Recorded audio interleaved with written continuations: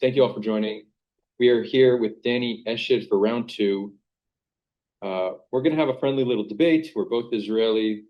Danny identifies as an anti-Zionist. I myself as a non-Zionist, which I think our collective beliefs represent around 3 to 4% of the Jewish Israeli population. So it's not like let's be clear about how much of the population we represent. But I think it will be a very interesting conversation nonetheless. And I think ultimately we are on the same team, and it is our goal to convince more of the Israeli population uh, about our views and position on Israel-Palestine. So those tuning in, thank you. We'll do some Q&A afterwards. If Danny also has a YouTube channel, you can check that link out in the description. And yeah, thank you for joining. Danny, what's up? What are we debating today? Hey, Adar. I just want again to say thank you for allowing us to have this space. I consider you my friend, and I enjoy talking to you very much.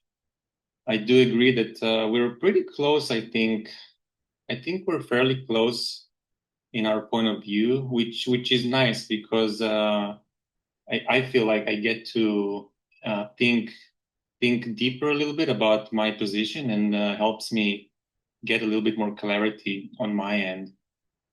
Um, so, so today I want to respond to 3 points you made. Again, the topic for me is Zionism. Um, I feel like some people are like, what a drag. Talking about Zionism again doesn't sound very exciting for Israelis, especially. But I personally believe it's maybe the one most important conversation that's completely absent from Israeli circles of discussion, and hopefully I can make my points clear today. Um, and yeah, that's in a nutshell.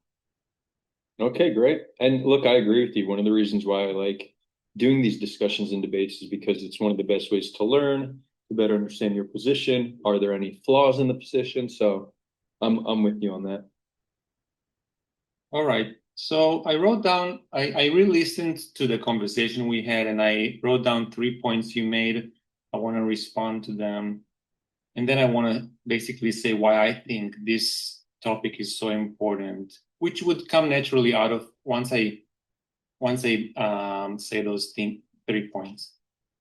So I'm just going to jump to it. The first point you made was that if you're going to go to a group of Israelis and frame the problem as Zionism is the problem, I'm just going to get disengaged from the conversation. You're just going to turn around and say, okay, you're in some la la land, and just ignore what I have to say. And mostly I agree with this point. Israelis are, like I would say 99% of them are Zionists. They believe in the Jewish state. It's maybe the most important thing for them. So having someone come in and say, this whole thing is the problem, you have to reject it, not going to work. So basically on number one, I agree with you.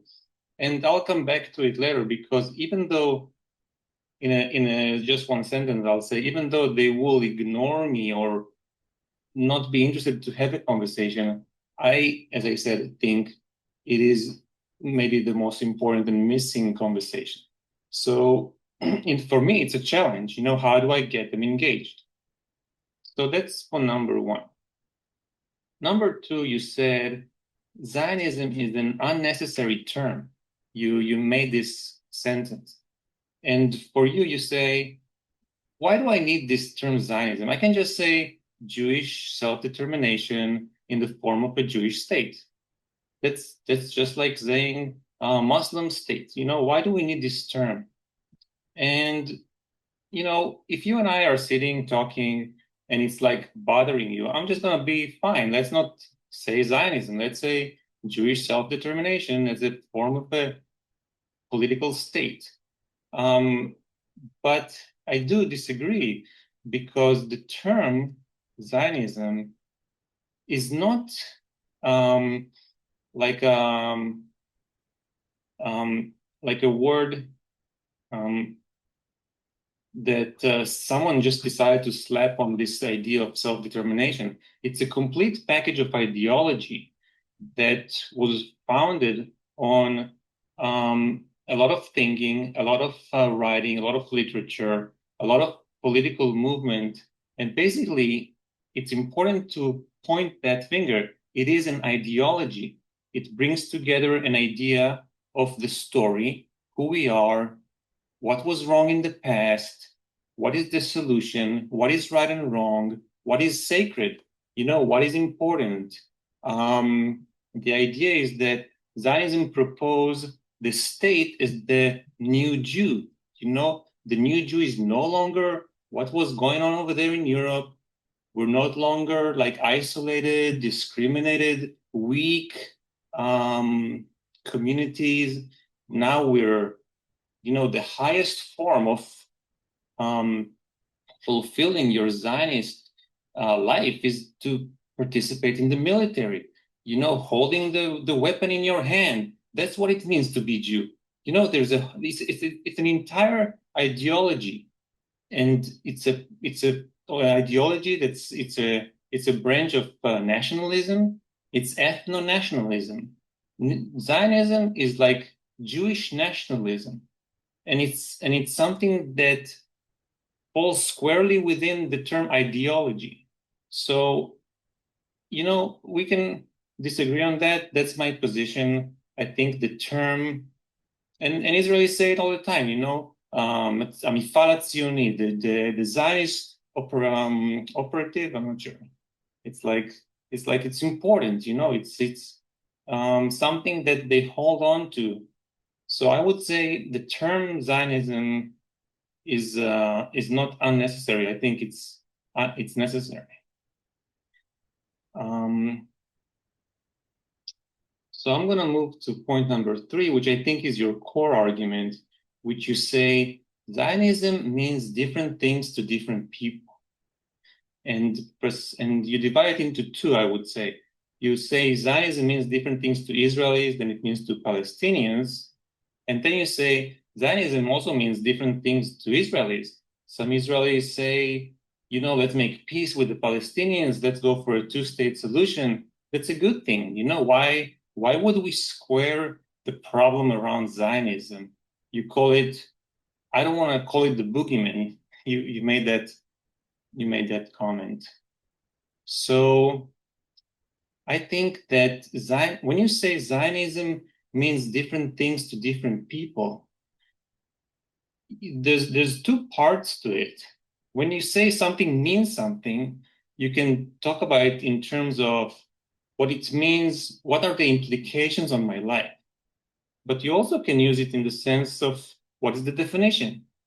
So I actually think that in the terms of what's the definition, there is no big difference between what an Israeli defines as Zionism and what a Palestinian defines as Zionism. It's a Jewish state. It's a political, ethno-nationalistic ideology that claims that the Jews have the right and deserve to have a Jewish state. That's the definition. Some would slightly word it differently, but I think there is actually an overall agreement on the definition. So when you say Zionism means different things to different people, mostly you refer to the part that is, what are the implications? And of course, the implications are different. Sorry. I would like to use the example of slavery. Slavery, there is no disagreement on what is slavery. One person owns another for the benefit of labor. But if you ask a slave, what does slavery mean to you? We all know what he's going to reply. I have no freedom. I cannot choose anything. If you ask a slave owner, what is slavery? He means slavery is my ability to fulfill, this, the American dream. I can have a business. I can have industry. We can build roads and bridges. We can bring this nation to life. Slavery, of course, there's a part of it that there's some human misery to it. We're not really, that's not what that's not what slavery is about. I'm not interested in creating human misery. I'm creating and building a nation, and unfortunately, the world is divided in a way that slavery is just normal. So I would say, yes, on one hand, Zionism means different things to different people. But that not to say that there is no problem with this institution. And those are basically my response to the 3 points that I wrote down you made last time.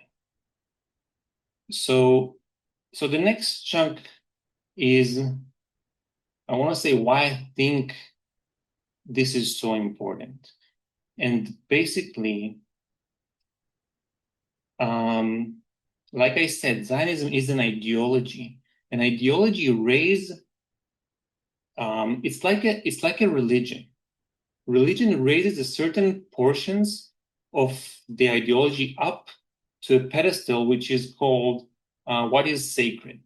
What is sacred is things you cannot touch. You cannot say Yehovah. If you're a religious Jew, you don't say Yehovah. Yehovah is like a taboo.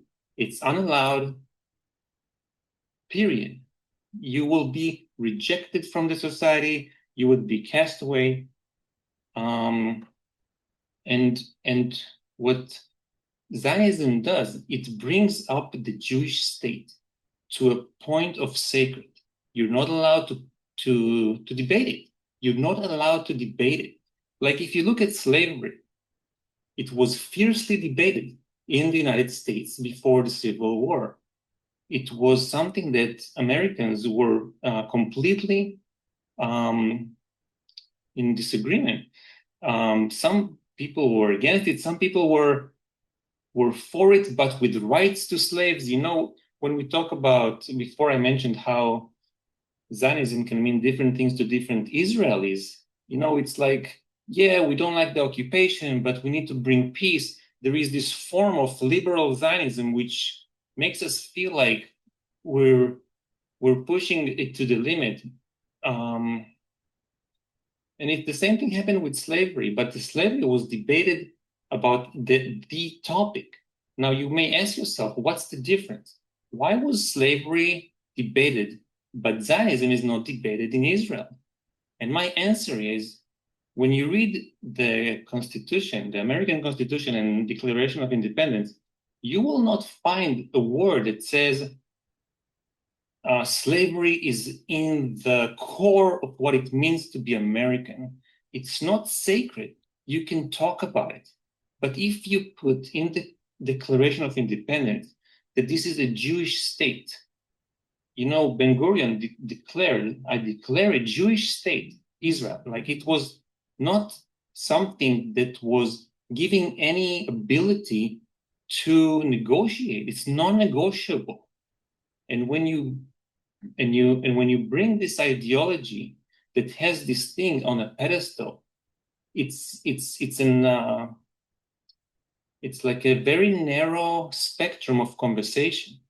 If you cannot debate Zionism, you're going to end up with an ideology of dichotomy, right? The Jewish state is for Jews, and the original term wasn't the Jewish state; it was the state of the Jews, Medinat HaYehudim, which is actually more directly correct. It's a state for Jews, and this is what it means, the Jewish state. And when you build it this way, it's a very narrow spectrum of discussion. You can move a little bit to the left and to the right, and as we see, it moves to the right. But you cannot question it. It's sacred. And out of that, comes the Israeli-Palestinian conflict. Why is there an Israeli-Palestinian conflict to begin with? And it goes back to Zionism. You build a framework of the story. I was listening to the conversation the other day, and the person said, the side who frames the story is the side that frames the reality. Zionism came in with an ideology, with a story, with a framework, the Jewish state, and therefore you have a conflict between the Palestinians and the Jews. If Herzl would have come up with I know it's not that simple, but if Herzl, just for the sake of the point, would have come up with a different ideology, say a land for Jews, Muslims, and Christians, the conflict today would look differently. The reason we have this situation is because of the Zionist ideology. The reason there was the mass explosions in 1948 and the recent genocide in Gaza is coming out of the Zionist ideology. Zionist ideology manufactures certain mindset that people will die for because they feel like it's their ability to survive in the world. Zionism gives Israelis a story which tells them this is how Jews survive. We survived by having a Jewish state. When you have this mindset, everyone who questions it is a traitor. Everyone who attacks it is attacking your entire ability to survive in the universe. This is how it frames the story. So this is how it frames the reality. And I have a long list of what comes out of Zionism. You know, why do Israelis occupy the West Bank and Gaza for over, I don't know, 60 years without giving them citizenship? I mean, sorry, 67, let's say 50, I forgot the calculation. Why aren't Israeli giving them citizenship? Let them be citizens because it's a state for the Jews. It's a Zionist ideology. It brings everything we see today, every major component of the problem in Israel is a coming out of Zionism. And just to mention a few, you know, Arabs, the Israeli Arabs have a huge problem with crime. Part of it is because they're not included in the symbols of the state, in the traditions of the state, in the stories of the state. There isn't a single holiday in Israel that relates to the Arab Israelis. So they end up disengaging. There's a huge discrimination in Israel between the Jews and the non-Jews. I don't want to take too long, but you know, why isn't there a separation of state and religion? Because Judaism is a religion that you kind of like stuck with having to give some for the rabbinical courts. You have to create some rabbinical institutions. It's now it's like mixing state and religion. There is so just to summarize, I'm not saying that we have to reject Zionism in an abrupt way that would be traumatizing. I think we need to have a discussion. We need to understand what Zionism is causing and how can we transform it, right? We talked a lot about transformation, which goes back to what I said about slavery. There was a debate in the US about slavery, and there is not debate today in Israel about Zionism. So in order for us to create transformation of institutions and norms, right? This is one of the things we mentioned before. We need to move this idea from sacred to civil. There needs to be an understanding that this idea that the Jews need a state only for the Jews, it's the exclusivity that's the problem, right? So my point is we need to talk about it because it's the core of our emotions. You know, Israeli, when you tell them that the problem is that is they get very emotional. They start getting angry and frustrated. But it needs to be talked about. Everything that's happening in the media is avoiding this conversation. You know, when Israelis and Palestinians argue and they say something Zionist, the Israeli just shuts this part down. He's like, he doesn't understand it. I have the right for self-determination. You know, like like what is self-determination? The idea of self-determination is also very important. You can stop me at any moment. I Oh, can. no, yeah, I do want to because I think I want to have more of a back and forth, and I think Yeah. you've made these points already. So I'll respond, and then we'll move on from there. So look, when I hear the things you say, I agree with almost all of it. I think the biggest difference in opinion, based on what I've heard so far, is simply that you think it's important for us to focus on Zionism as a term rather than the underlying ideology behind it. I think focusing on the term and not the ideology is counterproductive. And one of the reasons is because there's not even a consensus as to what it means. If you speak to Jews in the diaspora, the majority of them will say it's Jewish self-determination on our ancestral homeland. If you talk to Israelis, in Israel, they use Zionism more akin, synonymous to patriotism. It has a slightly different meaning and connotation in Israeli society. And when you speak to anti-Zionists or Palestinians, they're not talking about what it means in theory. For them, it's in practice. It's been oppression, disposition, loss of land, right? So if I tell somebody I'm against Zionism, if I tell that to a Jew, they'll be like, "What? You don't support our self determination?" And then we're getting into discussion about how we each define Zionism. To me, that's a waste of time. I support Jewish self determination. I don't support Jewish supremacy. I don't support a system of inequality and a system of oppression. Let's just get straight to the point. Talk about the underlying ideology we don't like, so we could address it. You said that you think that it's you're not allowed to debate it. I agree, but I think one of the reasons why we're not it's hard to debate is because Zionism is this sacred thing. So I don't want to debate Zionism. I want to debate what Jewish self-determination looks like, what that means, what aspects of it are acceptable, what's not acceptable, and what's not acceptable we should work to transform.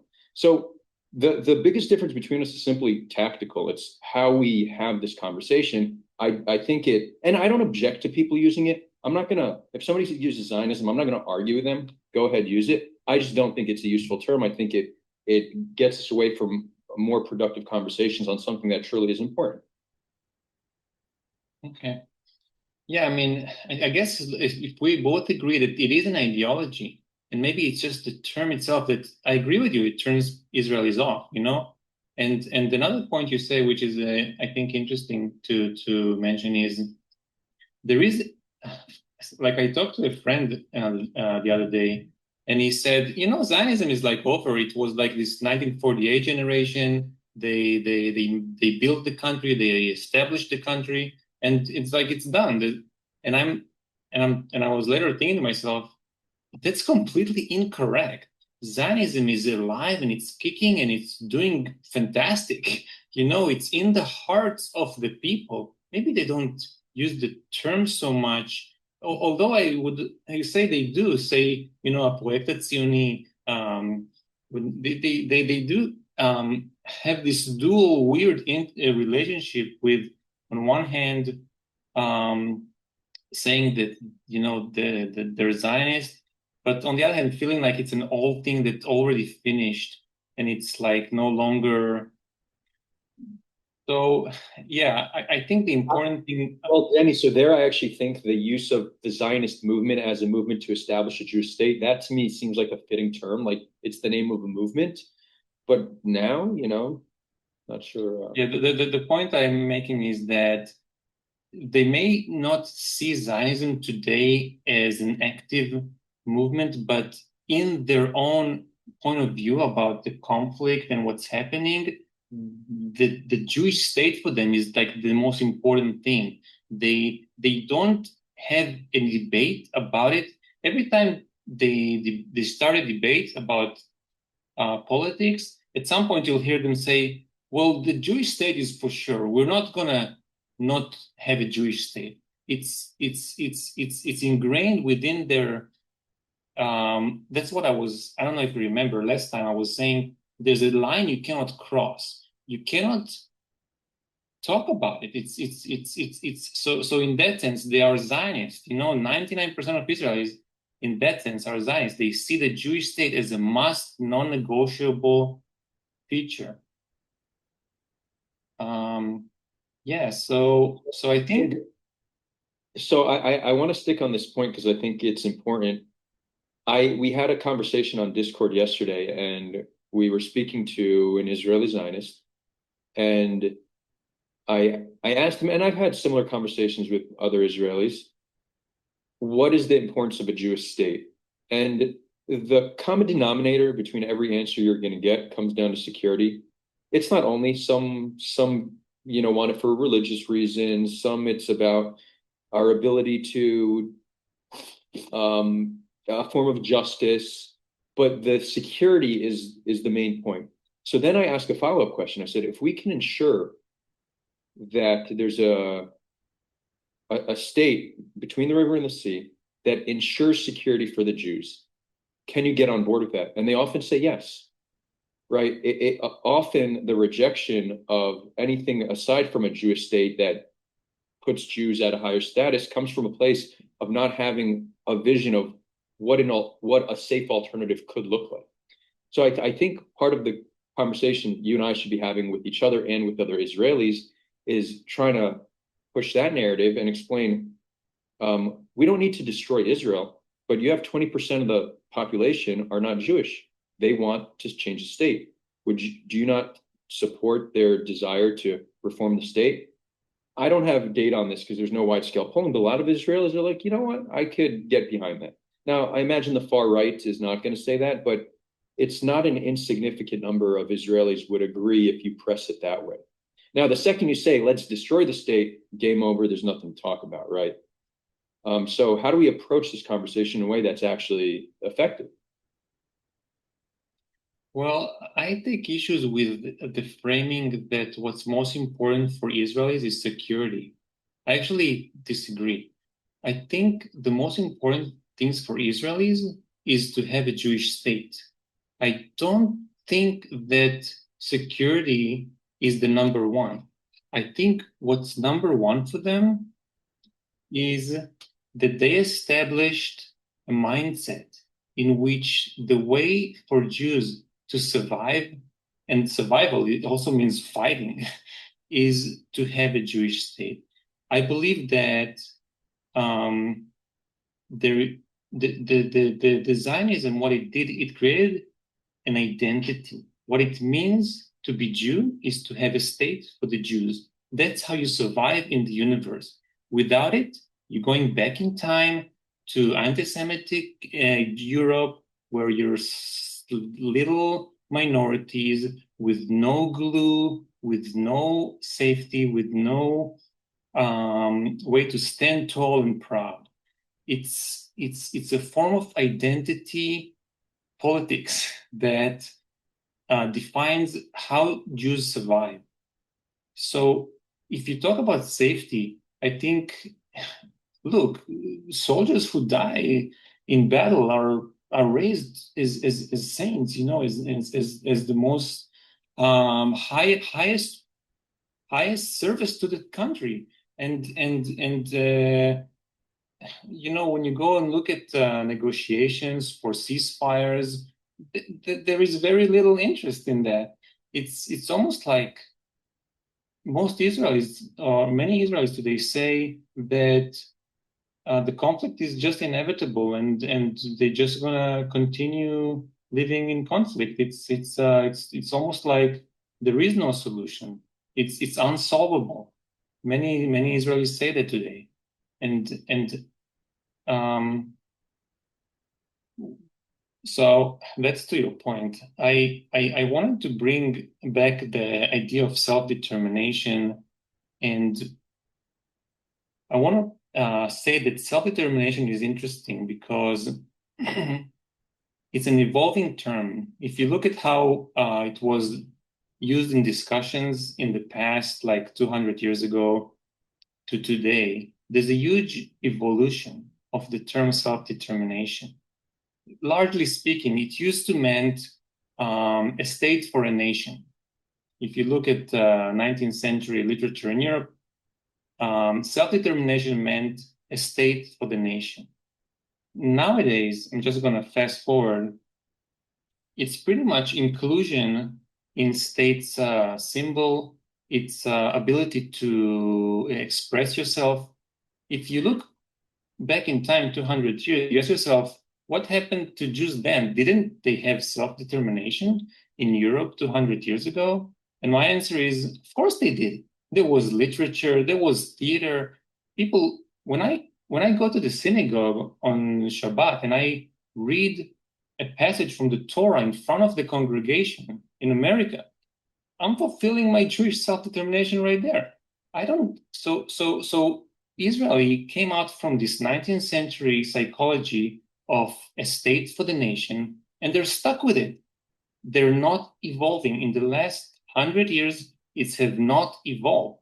You can read text from Herzl, from I don't know, Jabotinsky. It's like the same thing. No transformation, no evolution. So so here's what I suggest. I suggest that we redefine what it means, uh, what's Jewish, what is benefiting the Jewish state? Is it really the demographics? Is it really 80%, 90% majority? Is that what being Jewish means? Or is it collaboration? Is it having neighbors that are not Jewish? You know, you can look at history and see so much collaborations between Jews and non-Jews throughout the Middle East and Europe. So I think maybe we take this idea of what is good for the Jewish state as a thing that we can have others in it, you know, have more to it, have diversity within the Jewish community. I think we can kind of like transform it this way. Um, Sorry for like taking it to another direction, but I when you tell me that most people in Israel just want security, I'm sorry, it's missing the psychology of Zionism. It's like everybody wants safety.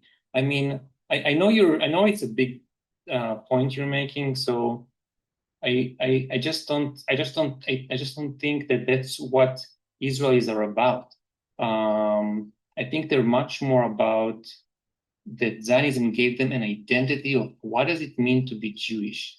And the answer is a state for the Jews. And if it means we're going to be in war forever, we're just going to be in war forever. They're like stuck with it. What is the ideology that, because the way I look at it is when people have fear, whether that fear is legitimate um or not, and I do think there's legitimate fear that Jews have here, it's much easier to latch on to extreme views and ideas and policies. So so much of, and I talk about this a lot when it comes to how do we get Palestinians to accept our existence on the land. It's a change in environmental conditions, and the change in their environmental conditions will look very different from the change that we need in our environmental conditions. But one of the greatest changes we should attempt to achieve here, which I think will drastically change how radical our population is not feeling like destruction is knocking on their door. Now, easier said than done, because our as long as we are controlling another population, we will always be at risk. But if we can somehow figure out the security side of things, a lot of the extremism will subside. And I think we should be pretty confident about this assumption. Will that fix it all? No, because you do have a lot of its deep-rooted religious ideology. This is not a security is not going to change Hilltop Youth. You're going to need a systematic change to stop that. But if I could choose one thing that needs to change in order to transform the people of Israel, it's find a way to make them feel more safe, because I think that's the common denominator that connects all Jewish Israelis. And I think it's one of the greatest fuels to our radicalization. And of course, it's not, and reducing fear is not just achieving peace. It's changing the education system that spreads fear, the media which spreads fear, right? I think there's legitimate fear, but it's exacerbated significantly by our politicians, our school system, and our media. So we can even reduce this significantly without finding a lasting and just solution to the conflict. But so I want to ask you, Danny, do you think if Israelis would not fear destruction, would not fear terror, do you not think that would create a big shift in Israelis and how they view things? I do agree that, well, it's kind of funny because what fear are we talking about? I mean, if you look at the West Bank, there is almost zero attacks on Jews by Palestinians. I mean, in the last, I can't even remember one in the last few months. This idea that we're under a security concern is mostly, in my opinion, manufactured by the institutions. So, in one hand, you're right to say that there is a risk, and we saw it on October 7, and we saw it on, with Hezbollah and Iran.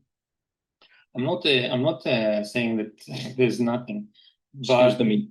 Peach, come here. And sorry, yesterday I had a cricket slash Mossad agent that was ruining my stream, and that's but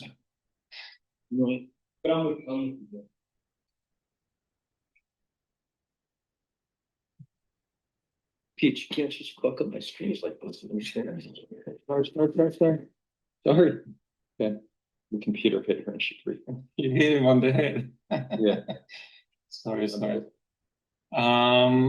She's quiet for now, so. I agree with you that Israelis say the following: look, if Palestinians can just stop fighting, we'll give them more rights. And in the way, it's true. If Palestinians would stop wanting to be equal parts of the inhabitants of the land, they will get more rights. If Hamas would have stopped everything, before October 7, like, here's our weapons, we're done fighting, Israel will give them more rights. Israel will give them a more ability to travel and to work. And yeah, you're right, it would reduce fear. But I would say, but it would stop at some point. Like, Israel will give them, if Palestinians 100% stop everything, no weapons, not even one gun. So yeah, Israel will give them more rights, and they can travel, and Israel will stop seeing them as a threat, and things would get better. But I would say at some point it's just gonna stop because Israeli, with the ideology that Jews need a state for the Jews, exclusively for Jews, will stop at some point with giving them the rights. Why are Israeli Arabs not participating in the IDF? There is a certain point where Israel would say, okay, that's enough. They're not equal. There will never be equally equal. And it will only go so far. So yeah, it's a great way to hope that if security would be 100% safe, this idea that Jews in Israel lives in fear and therefore there's a conflict. Yeah, I mean, it's true, but a lot of the fear is manufactured. It's manufactured by the media and by the ideology. I want to make a point about transformation.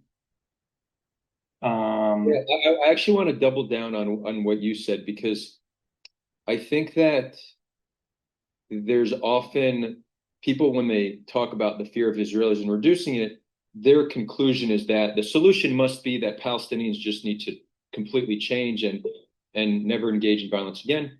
But that's unrealistic. It's unrealistic to oppress a people and hope they just decide to accept you. Maybe in some instances, in other places of the world, it might happen occasionally, but generally speaking, it's very unlikely to oppress somebody into just saying, okay, we accept you, there won't be any violence. No, that's unrealistic. If we want to reduce fear, there are steps Palestinians can take, Palestinian leadership, Palestinian society can take to reduce fear, without a doubt. But I don't accept that as Israelis focusing on that being the solution, because we hold most of the power and can really change the reality on the ground to a much larger degree than them, so that should be our focus. So there's, I think, a mutual acknowledgement that fear does fuel radicalization, and also that we can't just use that as an excuse to blame Palestinians and saying, well, we'll just maintain this status quo until they change, right? That's not an acceptable way to look at I I'm sorry, I'm not sure if there it. You was a want to, question. Yeah, I mean, I don't. yeah, you can address some of the questions. So you said fear is manufactured, a lot of it, and then Mario's saying is October 7th manufactured. So I think what Mario's pointing to is, I don't think he's asking was it an inside job. I think he's asking, um, isn't that a legitimate cause for fear? I guess I should rephrase what I'm saying. As long as Zionism is holding on the mindset of Israelis, yes, there is fear. Okay, there is risk. There is a native population that is being discriminated against, including the Israeli Arabs. You know, one of the you brought up fear. I'm sorry, I just want to make a point about that. Look at the Israeli Arabs. Israelis, the Jewish Israelis have zero fear from them, right? I mean, I think there was one attack 5 years ago.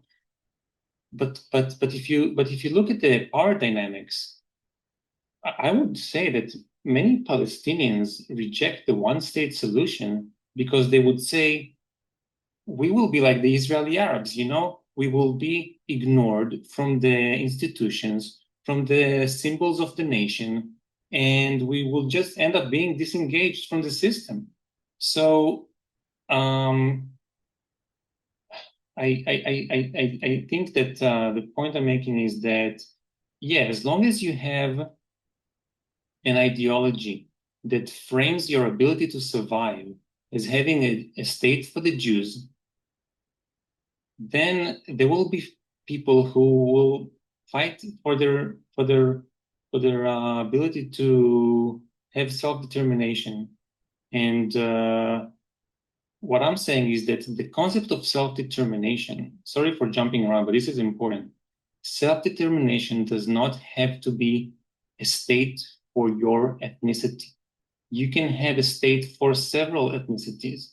You can have a state in which you have um, Jews, and they are expressing their self determination by having symbols and holidays, and the concept that Jewish safety is important can be absolutely upheld as one of the nation core values, and that can live side by side with the Palestinian heritage, history, tradition, culture. There's nothing prohibited.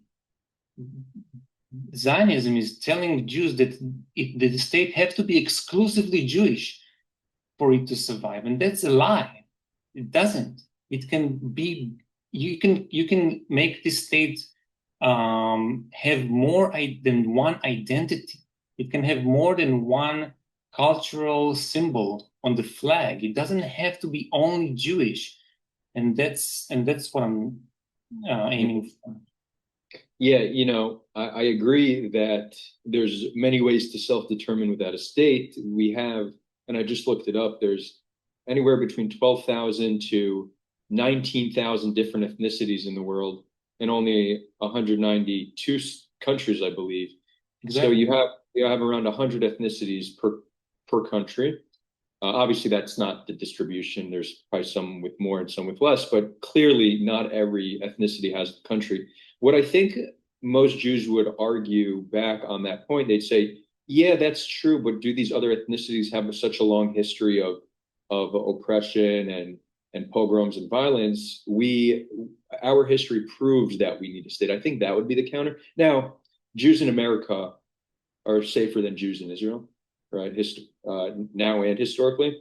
So, I mean, I think we see that there's ways for Jews to be safe that don't require us having an ethno state here.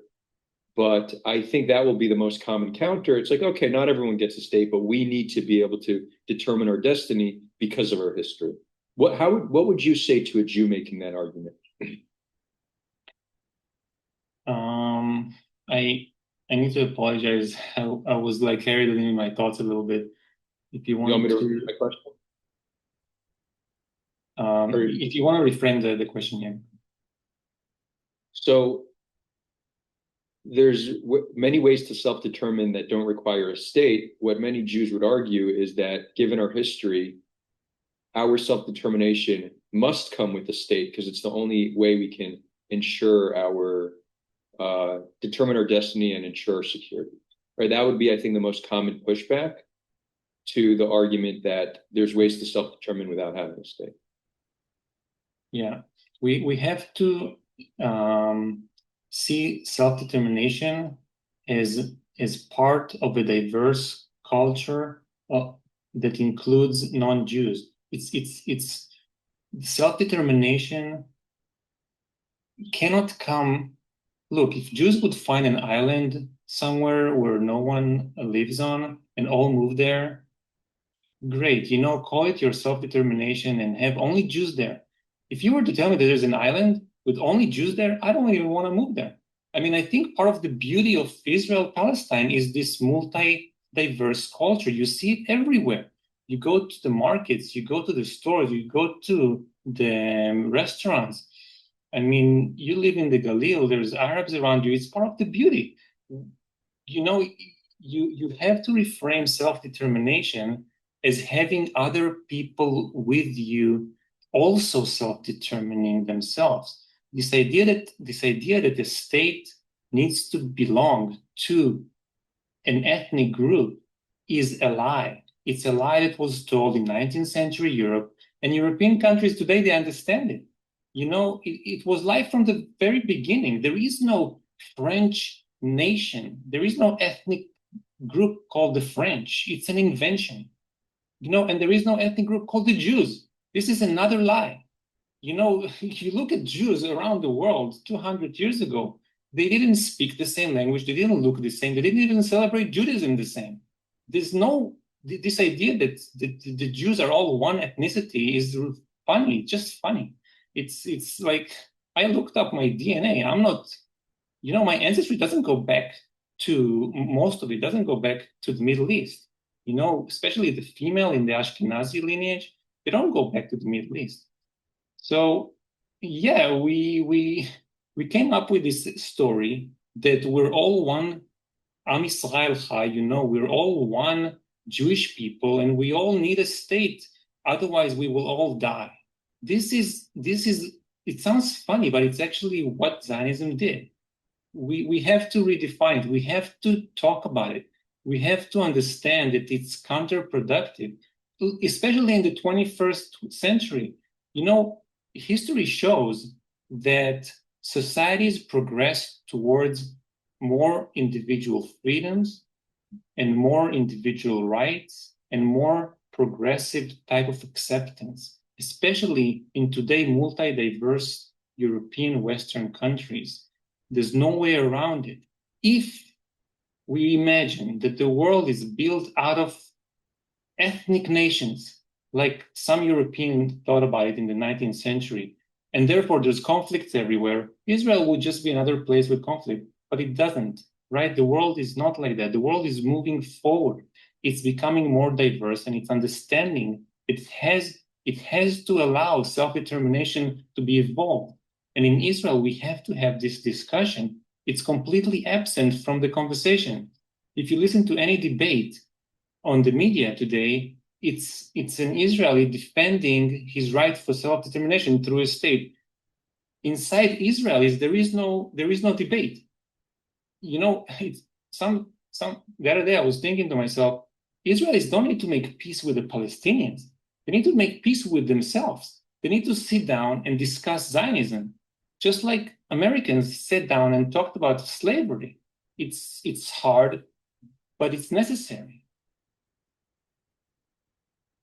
Yeah, that's you bring up a real challenge. How do we get Israelis to actually care about this? And I'm not going to say I've lost hope entirely. I just don't think there's a high likelihood of real change coming from within in the near or medium term. So that's why I think the best strategy for Israel's reformation is focusing on the international community, because there's momentum. The world is turning against Israel, and this, does terrify Israelis and Jews.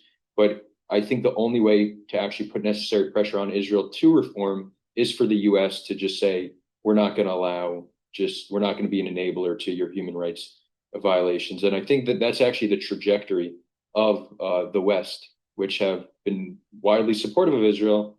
In the near future, they very well won't be. This doesn't mean they're going to move from being very Zionist to anti-Zionist.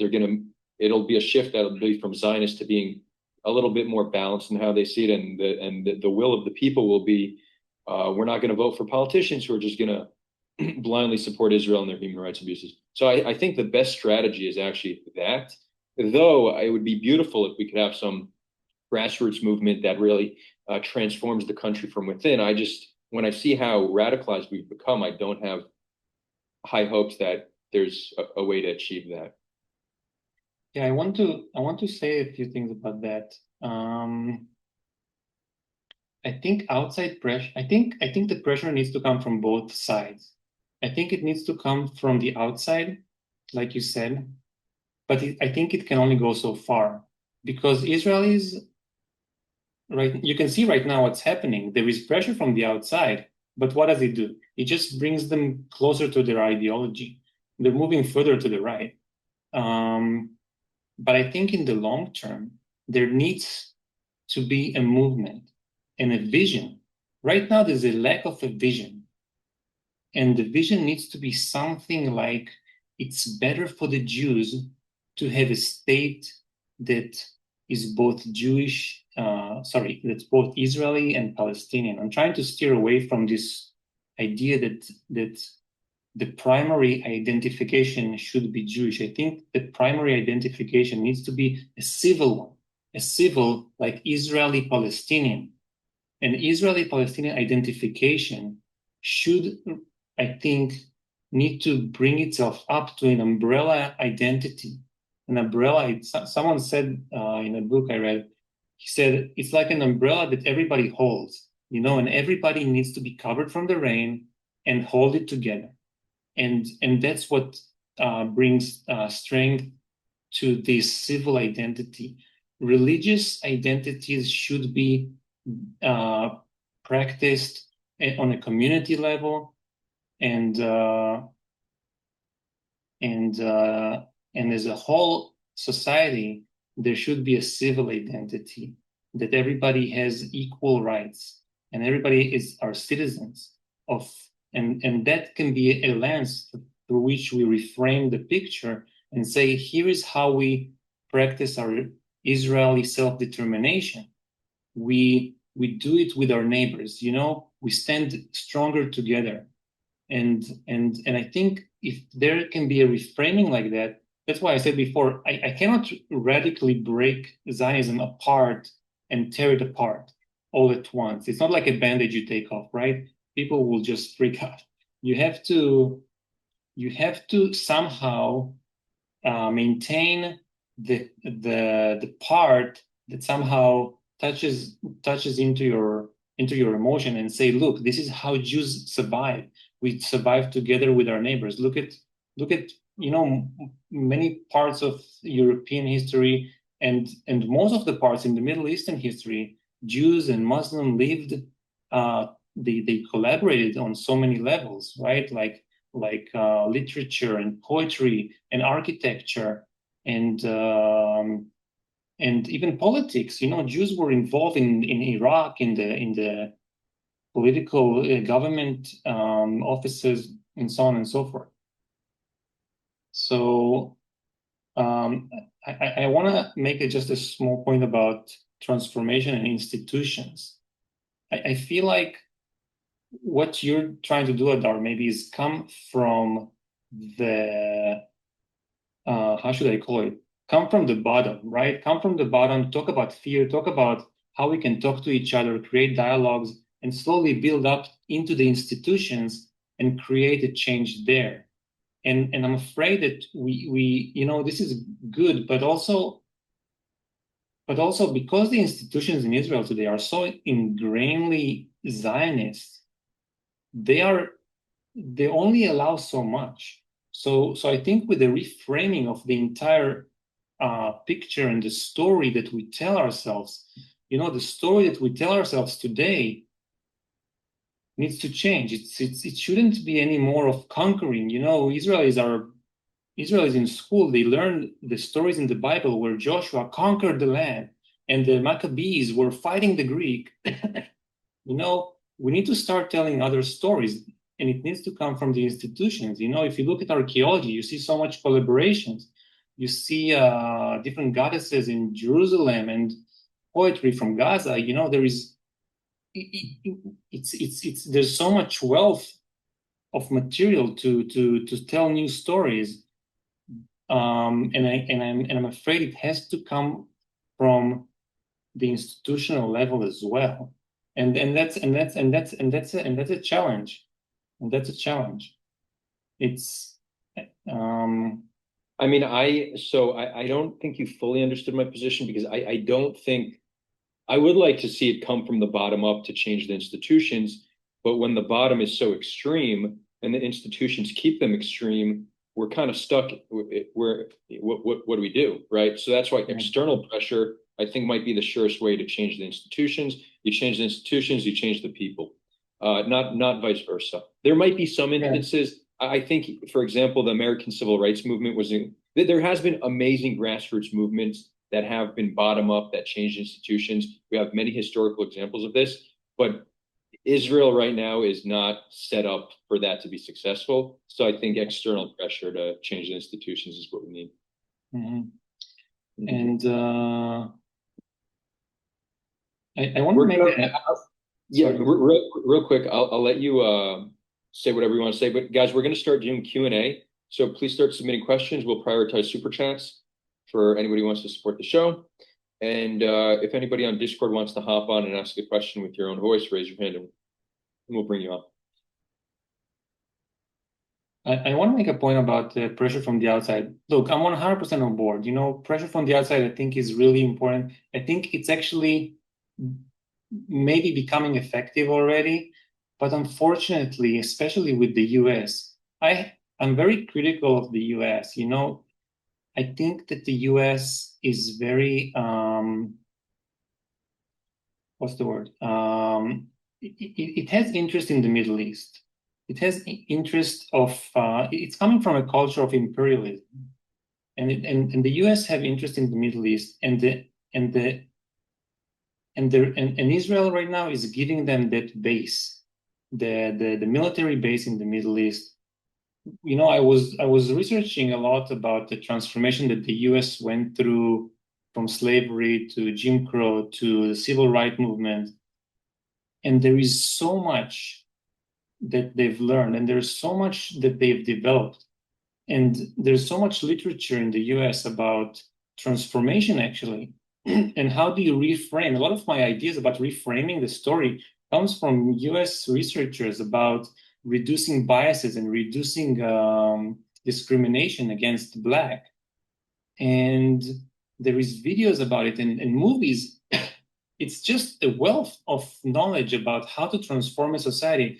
And then I'm asking myself, why didn't they talk to Israelis about that? Why aren't they sharing any of the lessons they learned with the Israeli Palestinian community? And my answer is they don't care. They don't really care about peace. I would argue that the US is not interested in peace between Israelis and the Palestinians. And I'm saying it in a very harsh, wording, but I'm doing it intentionally because I think it's at least majority is true. They're not interested in real peace, and we need to consider the U.S. as I don't know how to call it. It's not really something that I see any hope coming from. I think that Israelis and Palestinians need to look at what is the core of their emotions and how do they understand their future together. I think it needs to come from within. It's lacking right now. It's just absent. Danny, how do you think it could come from within? So we have Standing Together, right? Omdim B'Yachad. They're doing amazing work. They're I think by far the biggest NGO working on this. But I mean, it's still so fringe, right? We make up Jewish Israelis who view things similar to us are a low single digit percent, I would imagine. Yeah, that's true. We do have 20% non-Jews who very well might be part of this alliance. Um, that's How, actually what percent of Israelis would you say are willing to listen to things like you and I are talking about? Like 2%, let's say? yeah. I mean, we're What considered is extreme. 2%? 2% is actually like We're extreme. 100,000 people. I mean, I guess my answer is, look, I'm working on a piece of literature. I think that there are movements out there. I listen to Israelis.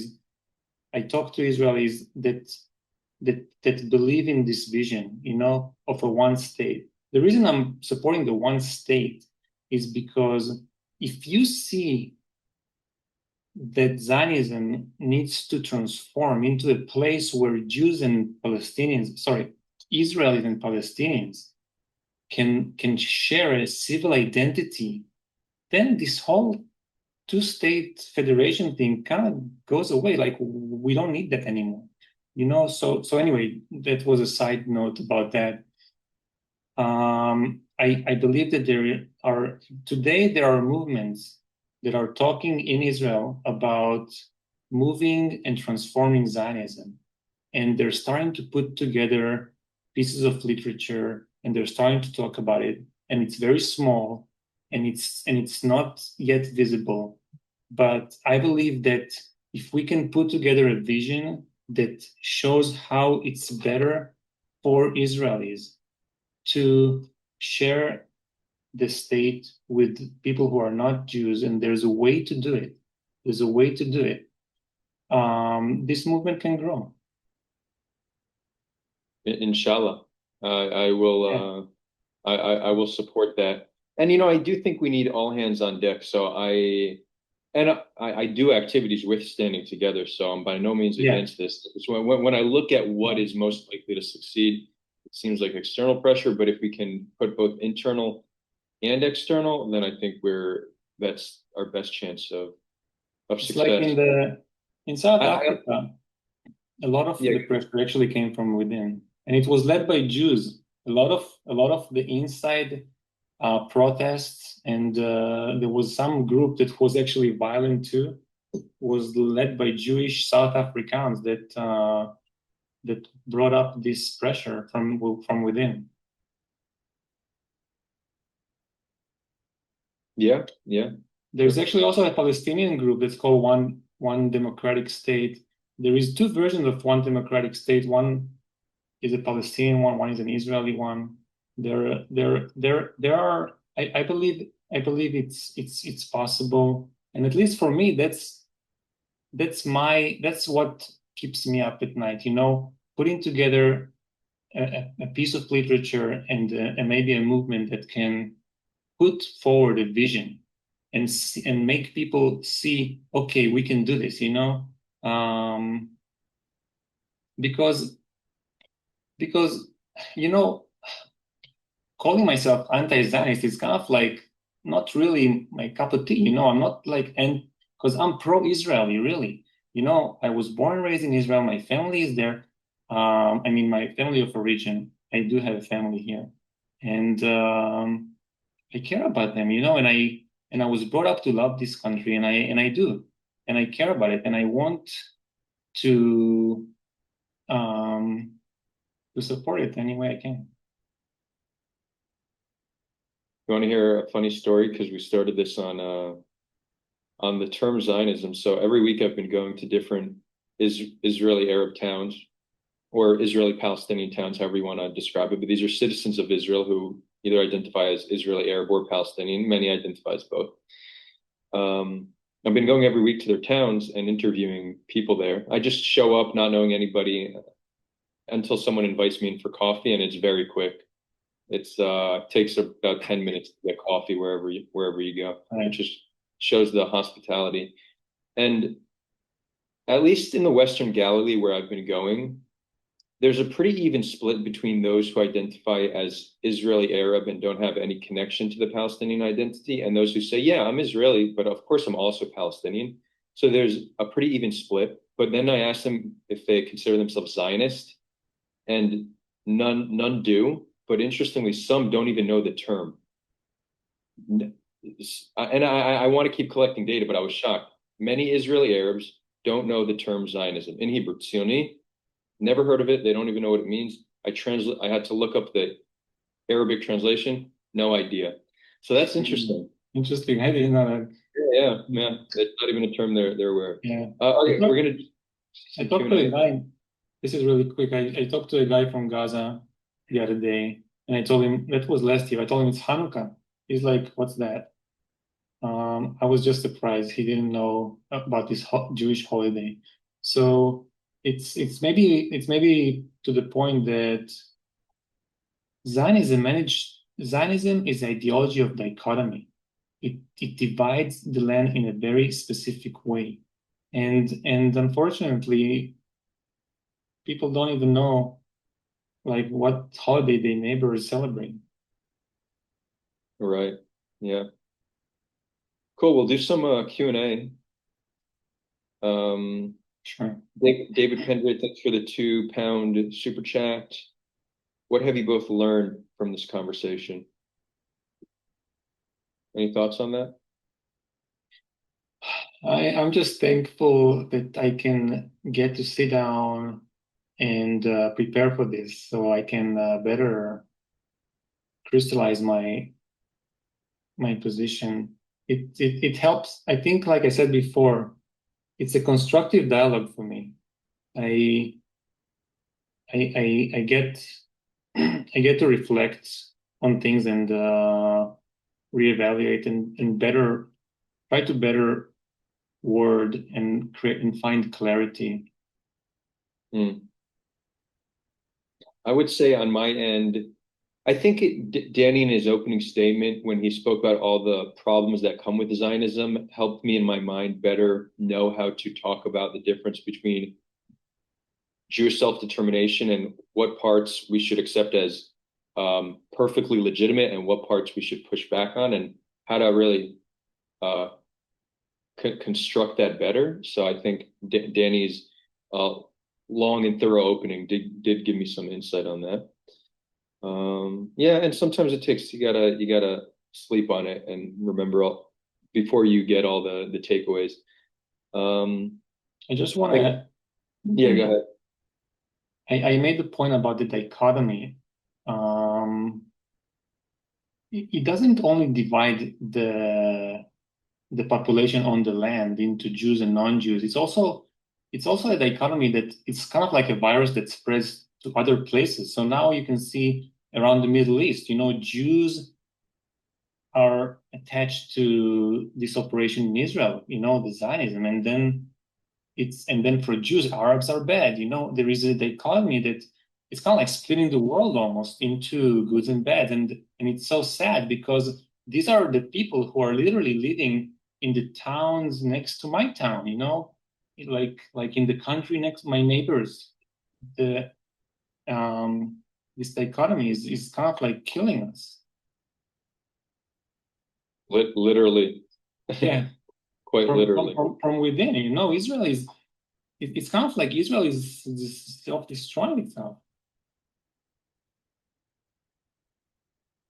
No. Let's see. We got some questions. Isaac, I'm seeing a comment from you, and I just want to better understand it. You're saying, Love Adar, still don't think investing time in 0.01 instead of 99% is useful. What do you mean by that? Happy to address it if I can understand. This, yeah, what's that, Danny? Maybe he means that there is so few of us in Israel that think that this is an important conversation. Maybe it's a waste of time in his opinion. Perhaps. I guess we'll see. Mario asks, is Danny okay with symbols representing Judaism not existing anymore?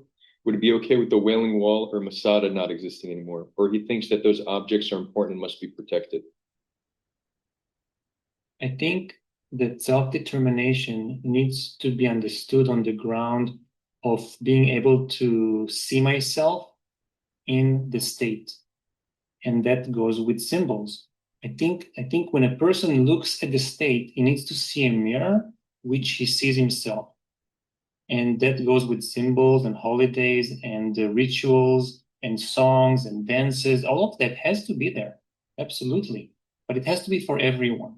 So when a Palestinian looks at the state, he needs to see a mirror that he sees himself. It doesn't have to be that everything he sees is himself, but he can see also himself. He can see, so there needs to be also Palestinian symbols and Palestinian holidays.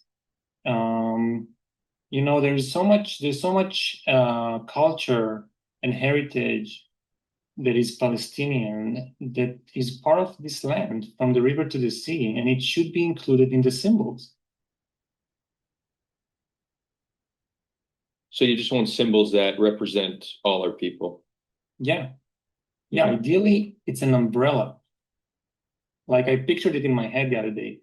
If there's a person who's red and a person who's green and a person who's red, whatever, and they're all holding this umbrella with a red hand and the blue hand, the umbrella itself has all these dots that are blue and red and green, and it's a mirror that we can look at it and we can see us next to other people.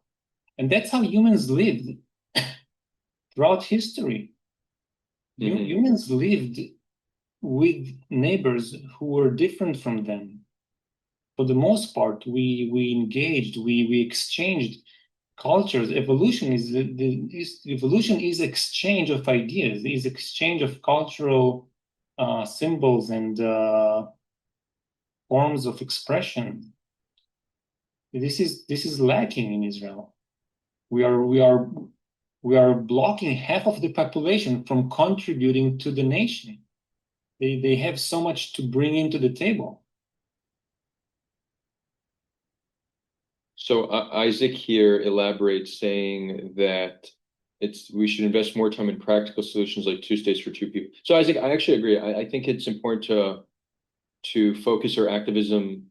It should be deeply rooted in pragmatism, and it's good to have an idealist vision to try to get there, but pragmatic steps will help us get there. And it seems like the most feasible, realistic solution in the short term would be two states. And then I could see a situation, it's a two-state confederation where once there's established trust and security, that we have open borders, that it feels like one country. And if Palestinian citizens of Israel don't feel like they're truly represented within Israel, then they should work to change that through a form of civil rights movement. This to me seems like the most pragmatic, effective way to move forward. And this is where I think many of the activists, the left-wing activists, especially in the West, get it completely wrong. They're just idealists that have no grasp in reality. And Danny, I'm not saying this about you, but this is my sense of many Western activists. I do think that is probably the best way forward. Can I see a situation where I could also see this working with the federation because that's something it's a little bit harder structurally, I think, but it seems to be something that with enough pressure on Israel that the state could agree to establish a federation here. And it's something that the people could accept because it could be framed in a way that allows for both self-determination and security. I I would disagree. I think you know this already. I I mean, not about many of the things you said, just the point that we should aim for some form of a two-state solution first.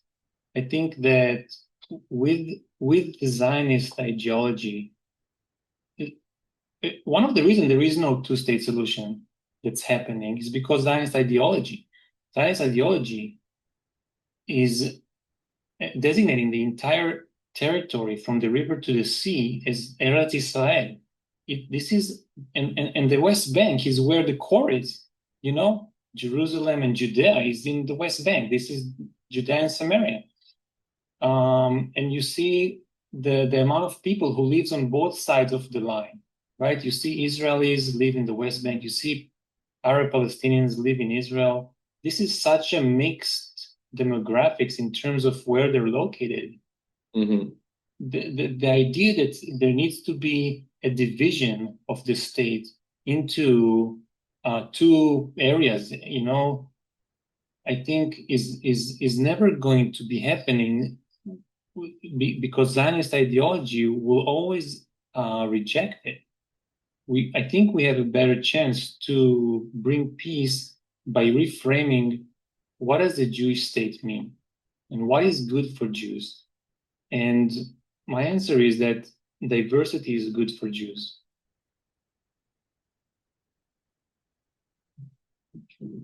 Uh, okay. Yeah, I'm not. You're saying us living amongst others, you're saying is good for us. Yeah, look, I mean, like I said last time, if there will be a ceremony today of both prime ministers signing the two-state agreement, I'll be the last person to walk in there and say, stop what you're doing, it's bad. Yeah, for sure. If they can bring themselves to it, I will support it. I just don't believe that we can maintain both Zionist ideology and bring a two-state solution. It would it's like those magnets that you flip and they just push away. They don't want to go there. Right. Well, I live in one of the most diverse places between the river and the sea, and it's great. Should give us a glimmer of hope of what's possible here on the land. Yeah. Um, Isaac, so you're saying that Taba and Olmert offer contradict that? I'm not sure that's the case, specifically regarding Olmert peace plan.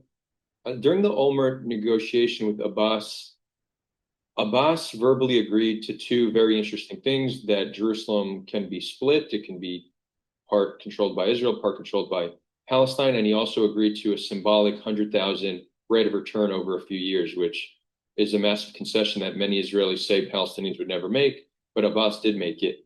The reason why, and Abbas never rejected Olmert's plan, it was just there was a very short window between the negotiation and then shortly after you had the Gaza war, which halted it, and then Olmert was a lame duck. He had to step down. He resigned. So there's only 3 months uh, window between the offer and when Olmert was already stepping down.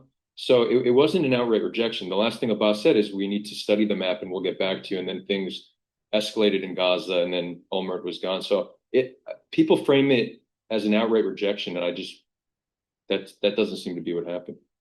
Um, and the fact that that was almost 20 years ago and we haven't negotiated anything since is just, inexcusable. Um, Aliyah, rest in peace. If at first you don't succeed, try again. So that we have to, for the sake of our survival, we need to keep trying.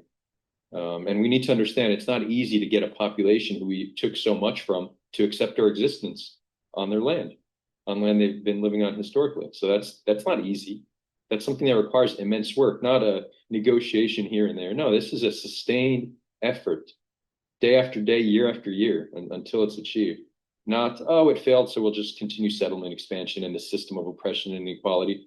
We tried. That doesn't cut it. Not from a practical perspective, not from a moral perspective. Let's see what else we got here. I only have like 10 or so more minutes, so we'll need to wrap it up. But Danny, if you want to stick around, I'm sure Discord crew would like to talk to you. And those who are new to the channel, thanks for tuning in. If you're new here, like and subscribe. Uh, I do. I try to do at least one stream a week on different things, but generally Israel-Palestine discussions, debates, panels, and then we have this awesome Discord where we're having conversations almost daily. Danny, I'm going to propose. I want to share a certain framing. I don't know even how important this is, but it's something I've been thinking about, and I do think it points to an inconsistency in left wing activism. So there's this idea.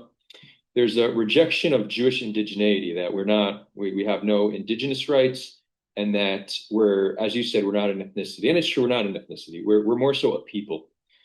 But let's just look at a different situation. Imagine if the history of Native Americans was different, and instead of being genocided, they were just displaced to all sorts of corners of the earth. And these are different Native American tribes, but they still kept some connection to America, where they come from, and a desire to return. But over the centuries, started mixing with local populations, um, breeding with local populations, right? So they became mixed. But then they saw an opportunity to reestablish a land somewhere in the Americas, and they came back. All these different groups, which used to be different tribes, came together to start this political movement to reestablish their rights. Now, that doesn't mean they can displace people and that they can create a system of inequality. But if that were to be a movement that existed, the Western left would be super supportive of it. They'd say, yeah, these are an indigenous population that have the right to return, because they view them as an oppressed people that were displaced, and this is a form of justice. When they look at us Jews, they're like, oh no, that's the powerful white man, or it's just the powerful Jew, and they struggle to see us in the same through the same lens that they would view other historically oppressed groups. So I do think there is a inconsistency there with how they view it. So could you accept the framing like that? Because I agree, we're not one ethnicity. We were tribes that got displaced. We shared some connect. We still practiced the same religion for the most part and had a connection to the land. And one of the successes of Zionism was convincing all these different Jews that we are one people, right? That was part of the Zionist movement. It was successful. But I think that I don't think that's wrong. I can see. I think if other tribal groups did that, people would accept them doing it. They'd be like, yeah, that's fine for them to do. But when we do it, they say no. Now, part of the reasons why it's rejected is because we did that in a way that, like, our self-determination has been oppressive. So that's what people see it as. But can we acknowledge that Zionism is both an indigenous rights movement, but also settler colonialism? Like that's I think um, an interesting middle ground that can help us both understand one another's, like Israelis and Palestinians understand each other's position here. Yeah, I'm fine with that. I think to be honest, I think most Ashkenazi Jews and European Jews that came during the beginning of the 20th century are not directly ancestors of the biblical Hebrews. But that being said, they came in Jews, which is a culture that sees its origins in the land from the river to the sea, and in the kingdom of Judea and Samaria. There is undoubtedly a strong connection there. And I think that it was a natural movement. Zionism was, in a way, I just looked at it the other day. At the same time that Herzl wrote his the State of the Jews book, also you had Pinsker write the same, and there was one more Jewish author. Very interestingly, within like 10 years, three Jewish Europeans wrote very similar ideas without knowing about each other's. So it was clearly influenced by nationalism movements in Europe, and it was natural for them to try to do the same thing. And the land between the river to the sea was a natural choice. And I would say that if the ideology was more about building a nation together with the local population, there wouldn't be a big problem. In the beginning of the 20th century, you really had less than 1 million Palestinians living here. There was space for everyone. And I don't think that the Palestinian resistance came because Jewish immigration simply happened. This is one of the points I think is interesting to acknowledge. The conflict is not naturally happening because Jews immigrated to Palestine. This is a mistake. I believe that the conflict and the Palestinian-Israeli conflict is a result of the framing that Zionists brought with them, which it's a Jewish state. Zionists built their settlements, their Jewish towns with a fence around it. They were looking after Jewish workers. They were separating themselves from the locals. It's from the very day one. So I do think that there was an argument for Jews to come to Israel. I do understand that at the time there was pogroms and anti-Semitism, and they looked for a place to go to, and my grandparents immigrated to Israel from Europe, and I'm not actually sure how Zionist they were. At the time, the U.S. closed its borders to Eastern Europeans, both Jews and non-Jews. Anti-Semitism was growing in Europe, and they wanted to leave.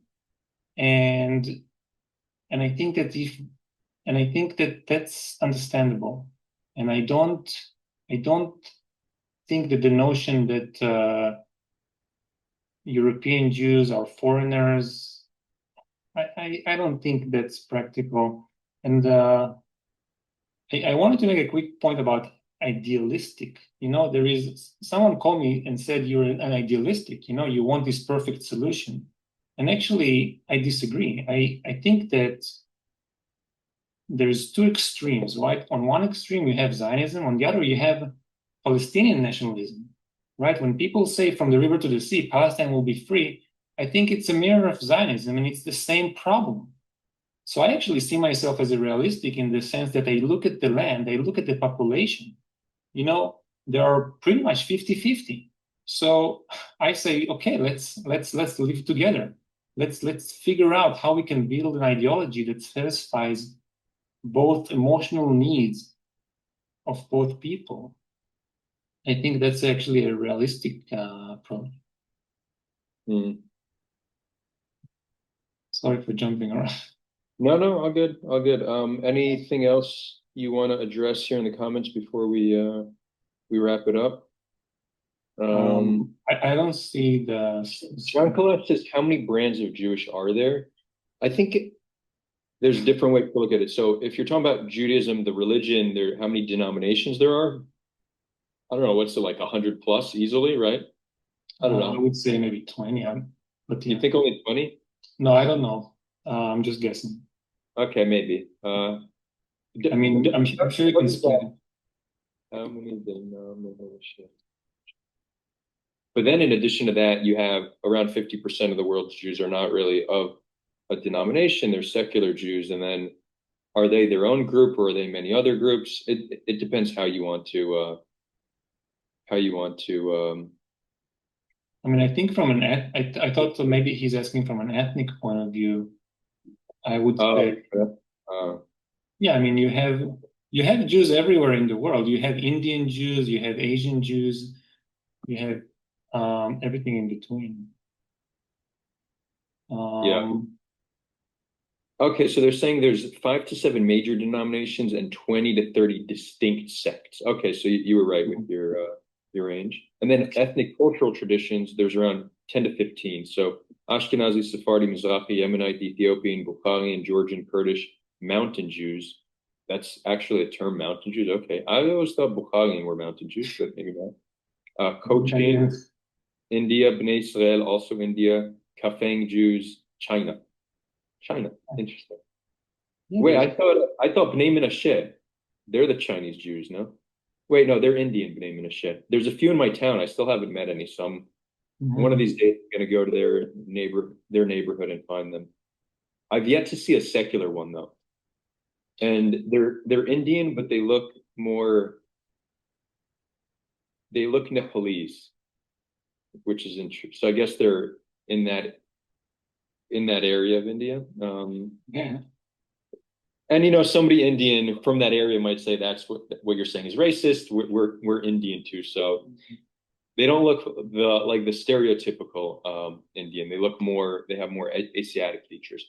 Um, but they're an interesting community. Yeah. So yeah, I I hope that think answers your question, John Class. I don't. Yeah. What's that, Danny?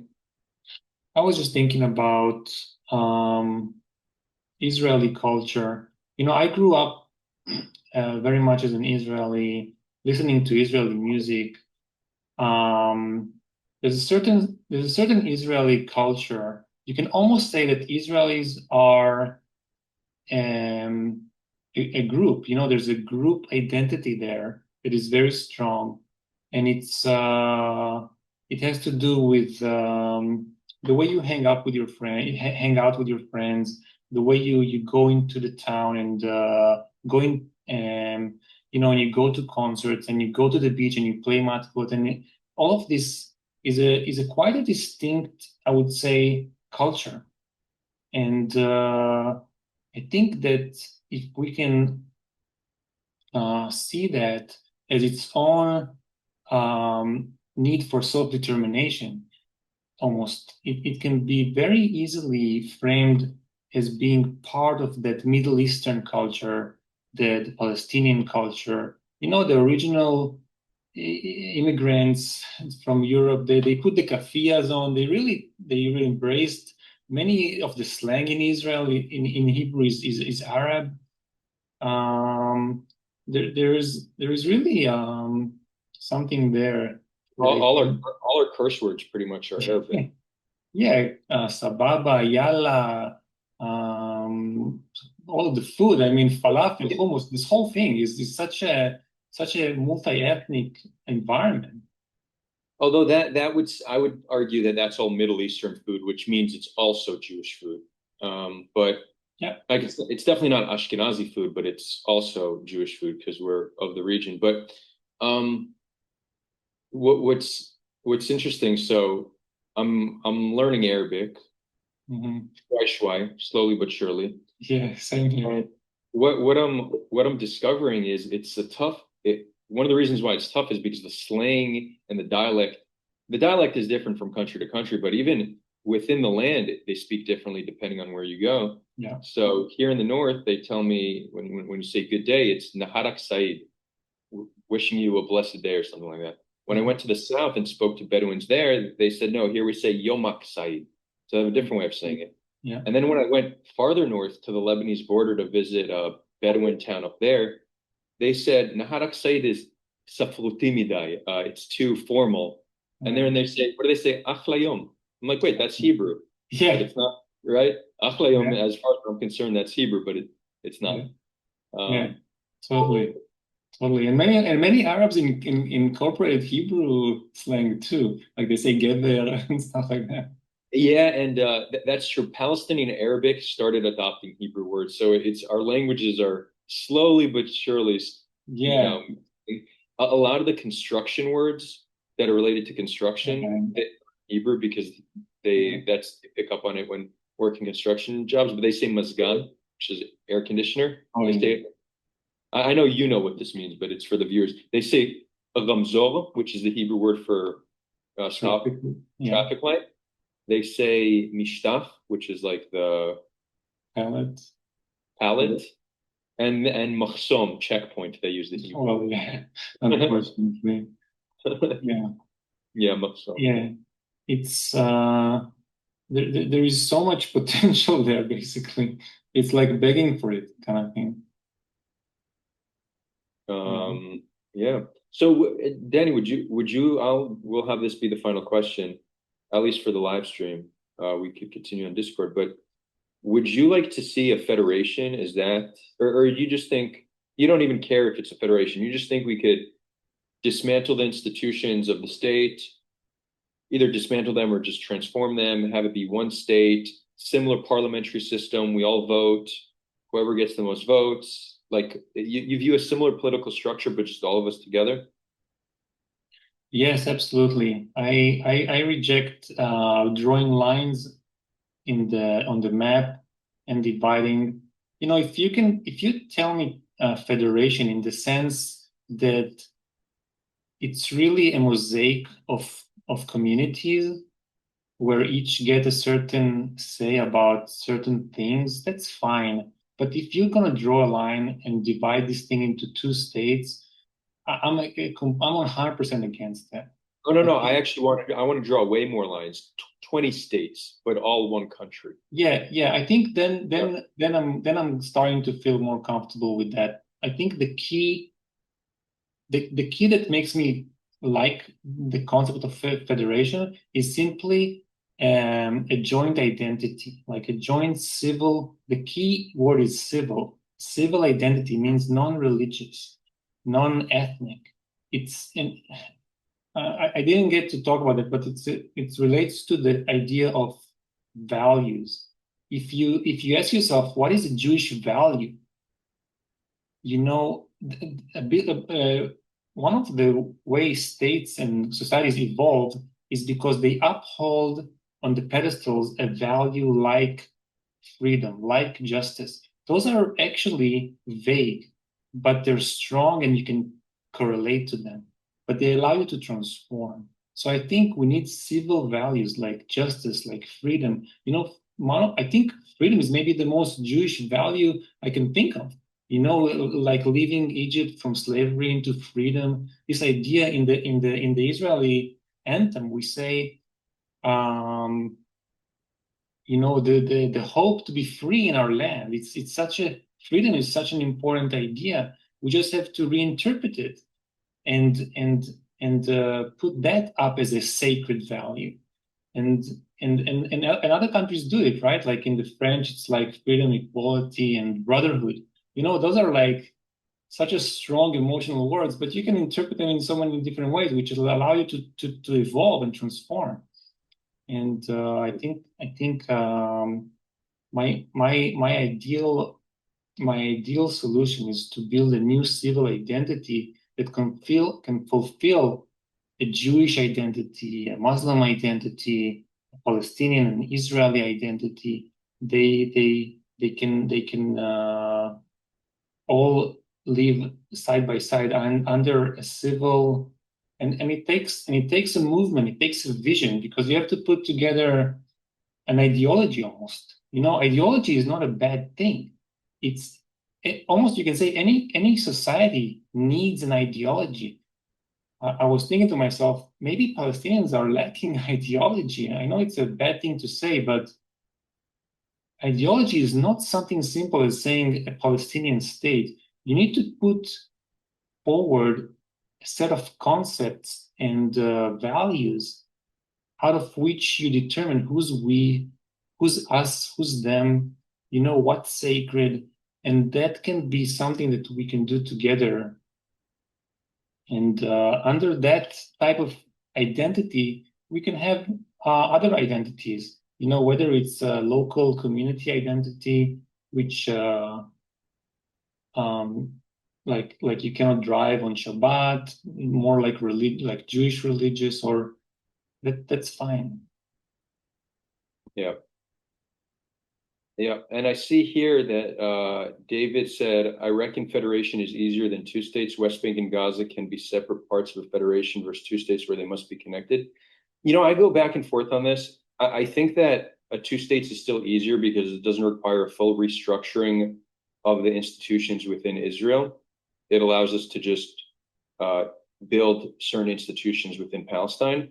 And then West Bank and Gaza can be connected by a high-speed railway. So there's a relatively simple solution there, I think. Federation requires much more of an overhaul, but it does solve some problems that I think the two states won't.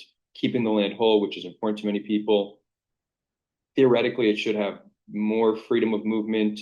The symbolism is interesting because I think it's going to be very hard to get both their populations to drop our current symbolism and adopt something new, certainly overnight.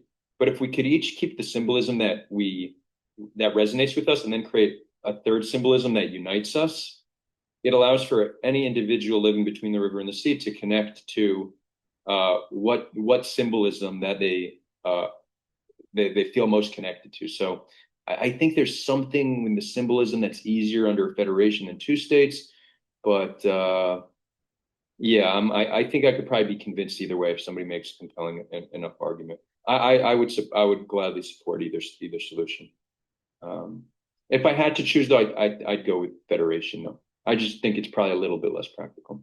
Danny, with that, I'm going to give you the final words, and but make it concise because I'm running late. And then, Danny, do you want to stick around and join the Discord because there's people here, and I think some would be happy to engage with you.